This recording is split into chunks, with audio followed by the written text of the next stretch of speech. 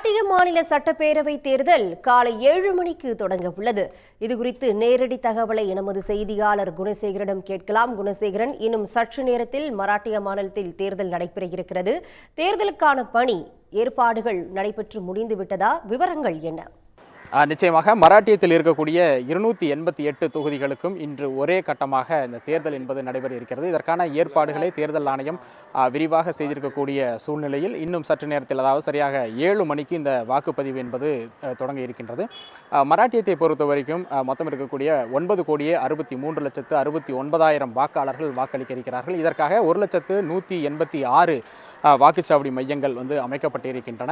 இந்த வாக்குச்சாவடி மையங்களுக்கு இவிஎம் மின்னணு வாக்குப்பதிவு இயந்திரங்கள் உள்ளிட்ட அனைத்துமே நேற்றே இங்கு கொண்டு வரப்பட்டிருக்கக்கூடிய சூழ்நிலையில் தேர்தலுக்கான அனைத்து ஏற்பாடுகளையுமே தேர்தல் ஆணையம் என்பது செய்திருக்கின்றது. இந்த களத்தை பொறுத்த வரைக்கும் மொத்தமாக 4136 வேட்பாளர்கள் இருக்கிறார்கள். மும்பையில் இருக்கக்கூடிய 36 தொகுதிகளிலுமே ஒரு 420 வேட்பாளர்கள் இருக்கிறார்கள். மும்பையில் மட்டுமே 10,117 வாக்குச்சாவடிகள் அமைக்கப்பட்டு அதற்கான அந்த விரிவான ஏற்பாடுகள் செய்யப்பட்டிருக்கின்றன. காலை 5:30 மணிக்காகவே வேட்பாளர்களுடைய முகவர்கள் வரவழைக்கப்பட்டு அந்த மாதிரி வாக்குப்பதிவு என்பது தற்பொழுது நடைபெற்று இருக்கிறது. இந்த மாதிரி வாக்குப்பதிவு முடிவடைந்ததற்கு பிறகாக இன்னும் சற்று நேரத்தில் சரியாக 7 மணிக்கு இந்த வாக்குப்பதிவு என்பது தொடங்க இருக்கிறது. அதற்கான அனைத்து ஏற்பாடுகளுமே விரிவாக செய்யப்பட்டிருக்கின்றது.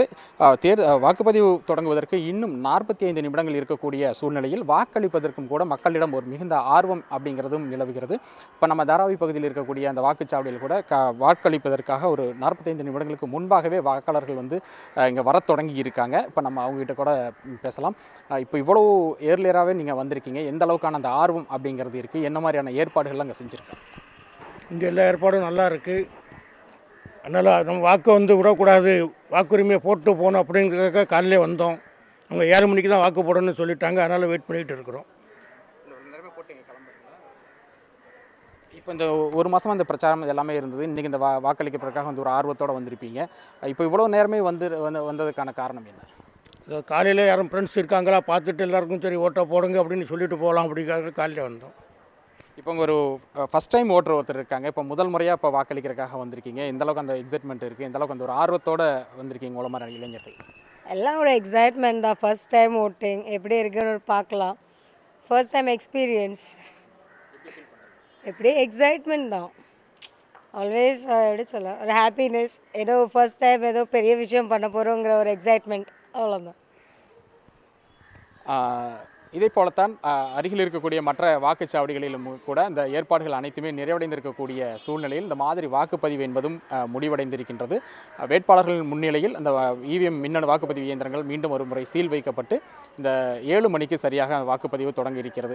பாதுகாப்பை பொறுத்த வரைக்கும் 3 அடுக்கு பாதுகாப்பு என்பது போடப்பட்டிருக்கின்றது. உள்ளூர் போலீசார் மட்டும் இல்லாமல் பதற்றமான வாக்குச்சாவடிகளில் மத்திய துணைநிலை இராணுவத்தினரும் பாதுகாப்பு பணிக்காக ஈடுபடுத்தப்பட்டிருக்கிறார்கள். அதே போன்று குடிநீர், கழிப்பிடம் உள்ளிட்ட அனைத்து வசதிகளும் செய்யப்பட்டிருக்கக்கூடிய சூழ்நிலையில் வாக்குச்சாவடி மையங்கள் அனைத்துமே நேரடியாக சிசிடிவி காட்சிகள் மூலமாக தேர்தல் ஆணைய அதிகாரிகள் கண்காணிப்பதற்கான அந்த ஏற்பாடுகளும் செய்யப்பட்டிருக்கின்றன. எவ்வித அச்சுறுத்தலும் இல்லாமல் தடையின்றி முழு பாதுகாப்புடன் அமைதியான முறையில் தேர்தலை நடத்துவதற்கான அனைத்து ஏற்பாடுகளையும் விரிவாக செய்திருப்பதாக தேர்தல் ஆணைய அதிகாரிகளும் தெரிவிச்சிருக்காங்க. குணசேகரன், தற்போதைய விவரங்களுக்கு நன்றி. உடனுக்குடன் செய்திகளை தெரிந்து கொள்ள சன் நியூஸ் பெல் ஐகானை கிளிக் பண்ணுங்க.